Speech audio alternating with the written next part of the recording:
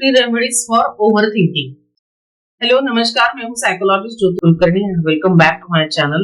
आजकल क्या हो रहा है ना कि जैसे आयुर्वेदिक या ऐसे कुछ नुस्खे हमें घर में चाहिए क्विक रेमेडीज के लिए, हर वक्त हम दौड़ के डॉक्टर के पास तो नहीं जा सकते। तो उसी तरह मेंटल हेल्थ भी अच्छी रखने के लिए कुछ क्विक रेमेडीज हमें घर पे अपनी अवेलेबल हो और उसका ज्ञान हो, ये भी बहुत जरूरी है। तो इसी विचार से मैंने ये quick remedies by psychologist Jyoti Kulkarni ये चैनल स्टार्ट किया है। अभी तक मैंने 3 remedies for anxiety, 3 remedies for over eating, 3 remedies for phobia, ऐसे बहुत से मेंटल डिसऑर्डर्स के लिए मैंने घर में करने वाले 3-3 उपाय या 3-3 रेमेडीज दी है जो आप घर में आसानी से कर सकते हो। ठीक है, तो now we will start about quick 3 remedies for overthinking. से बहुत ऐसे लोग हैं जो मैंने काउंसलिंग सेशंस में देखते हैं कि बहुत ज्यादा ओवर थिंकिंग करते हैं। मतलब छोटी छोटी बातों पे इतना ज्यादा ओवर थिंकिंग करते हैं और वो जो सुबह से स्टार्ट करते हैं ना, वो शाम तक उनका ओवर थिंकिंग ही चलता रहता है। तो ओवर थिंकिंग स्टॉप करने के लिए 3 उपाय मुझे लगा जरूरी है लोगों को देने के लिए, क्योंकि आज ओवर थिंकिंग आजकल बहुत बढ़ गया है और उससे एंजाइटी भी होती है। तो चलिए देखते हैं quick 3 remedies for over thinking. इसकी 3 रेमेडीज है। पहली है ग्राउंडिंग टेक्निक है, दूसरा है वरी टाइम, तीसरा है चैलेंजिंग थॉट्स। ठीक है, अभी पहली ग्राउंडिंग टेक्निक हम देखते हैं। ग्राउंडिंग टेक्निक क्या है साइकोलॉजी रेमेडी में? ग्राउंडिंग टेक्निक में क्या है, उसमें एक नंबर आपको दिया जाता है और नंबर सीक्वेंस आपको फॉलो करना है। वो नंबर से 5 4 3 2 1। ठीक है, मतलब 1 to 5 हम करते हैं ना, वैसे उसका एग्जैक्ट उल्टा 5 4 3 2 1। ठीक है, अब ये 5 क्या है? जब आप सपोज आप अभी ओवर थिंकिंग बहुत कर रहे हो, आपको सोच नहीं रहा है कि मुझे क्या चल रहा है, मेरे दिमाग में बहुत ज्यादा ख्याल आ रहे हैं, मैं बहुत टेंशन में हूँ, तो मुझे क्या करना है? पहले 5 4 3 2 1 का प्रिंसिपल, 5 चीजें देखो आपके आजू बाजू। पंखा है या फिर पेन है या फिर मिरर है, जो भी चीजें, 5 चीजें अपने आजू बाजू में है वो देखो। नंबर 4 चीजों को छुओ, जैसे आपके पास पेन पड़ा है या फिर टेबल है, चेयर है, ऐसे 4 चीजों को आपको छूना है। फिर 3 जो चीजें रहती है, मतलब 3 चीजें, उसकी आवाज सुनो आप। ठीक है, उनकी आवाज सुनो, यू हैव टू हियर। जैसे बाहर, जैसे अभी बारिश हो रही है तो बाहर बारिश का साउंड आ रहा है, किसी की बोलने की आवाज आ रही है, किसी का कोई भी आवाज दे रहा है, या फिर पंखे का आवाज आ रहा है, एसी का आवाज चल रहा है, मिक्सर का आवाज, कोई भी आवाज जो आपको उस वक्त सुनाई दे, ऐसी 3 आवाज आपको उस वक्त सुननी चाहिए। ठीक है, फिर बाद में 2 आता है नंबर। तो 2 नंबर पे आपको क्या करना है? 2 नंबर पे आपको जो भी खुशबुएं आपके आजू बाजू है ना, मतलब सराउंडिंग्स में, वो आपको महसूस करनी है। अगर खुशबू ना हो तो आप विजुअलाइज करके भी खुशबू महसूस कर सकते हैं। और नंबर 1 जो लास्ट में रह गया, तो वो नंबर 1 है आपके स्वाद पे, आपके मुंह के स्वाद पे आपको ध्यान देना है, मतलब व्हाट योर टंग सेज। तो ये क्या हुआ, 5 4 3 2 1, इसमें क्या हुआ, आपके सेंसरी ऑर्गन्स एक्टिवेट हुए, आपके सेंसरी सीक्वेंसेस एक्टिवेट हुए। और जब सेंसरी सिस्टम एक्टिवेट होती है ना, तो आप पूरा प्रेजेंट में लाती है आपको। ठीक है, ना वो आजू बाजू देखते हैं, ना ओवर थिंक करते हैं, जो आपका पूरा ध्यान है, जो आपका पूरा फोकस है ना, वो आपके प्रेजेंट में आता है। और सेंसरी सिस्टम इसीलिए तो बनाई है कि आप आंखों से देख रहे हो आजू बाजू क्या चल रहा है, कानों से सुन रहे हो, मतलब वो पूरा आप अभी इसी फिजिकली यहाँ पे प्रेजेंट हो। जैसे आप ओवर थिंकिंग करते हो तो मेंटली वहां प्रेजेंट रहते हो, तो आप अभी मेंटली भी प्रेजेंट हो और फिजिकली भी प्रेजेंट हो। तो ये पहली रेमेडी होगी। तो ये 5 4 3 2 1 का टेक्निक करके आप माइंडफुलनेस आपको मिलेगी, आप प्रेजेंट में आ जाओगे, ओवर थिंकिंग खत्म होगा। Remedy number 2, worry time.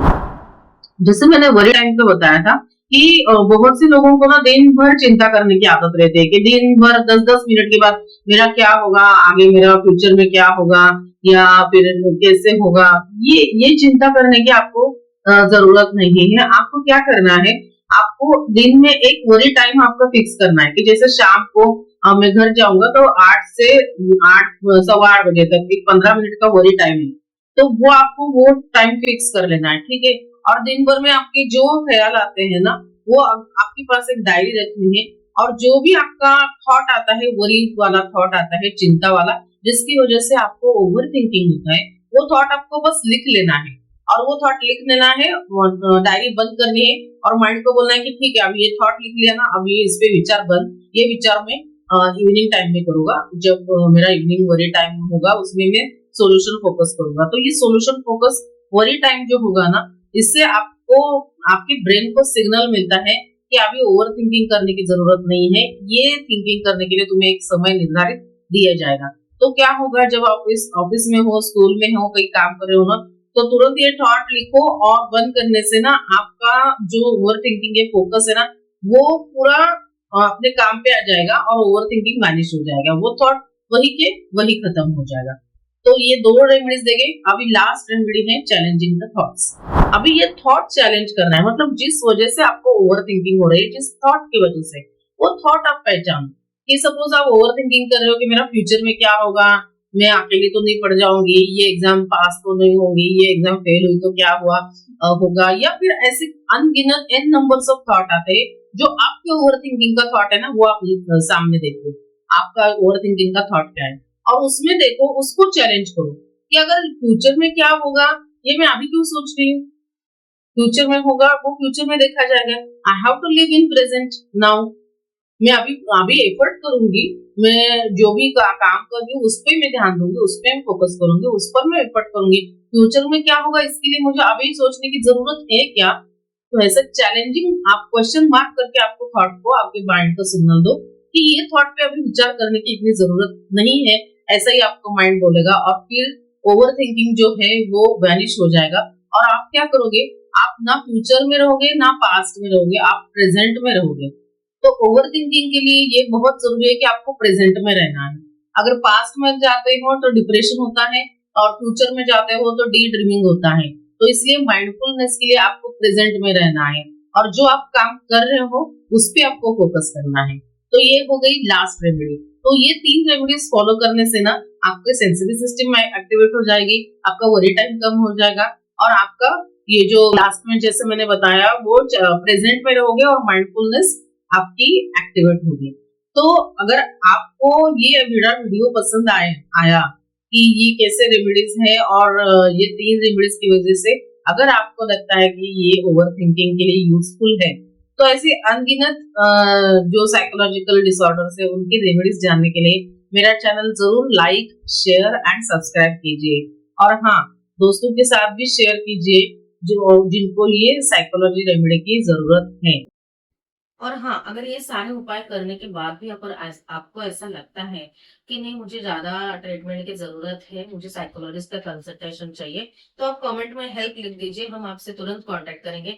Description में मैं आपको मोबाइल नंबर दे दूंगी। हमारा 1 मंथ का ट्रीटमेंट प्लान होता है और ऑनलाइन ट्रीटमेंट होती है, उसके डिटेल्स हम आपको दे देंगे। और सारे मैं वीडियोस बना रही हूँ, तो आपको ये ना क्या होगा, कोई हेल्प आपको घर में मिल जाती है। तो इसलिए मेरा वीडियो आपको सब्सक्राइब करना ही है, मेरा यूट्यूब चैनल, क्योंकि आपने अगर सब्सक्राइब किया ना तो आपको नोटिफिकेशन आ जाएंगे, और आपके सब्सक्रिप्शन से मुझे ग्रेट हेल्प मिलेगी।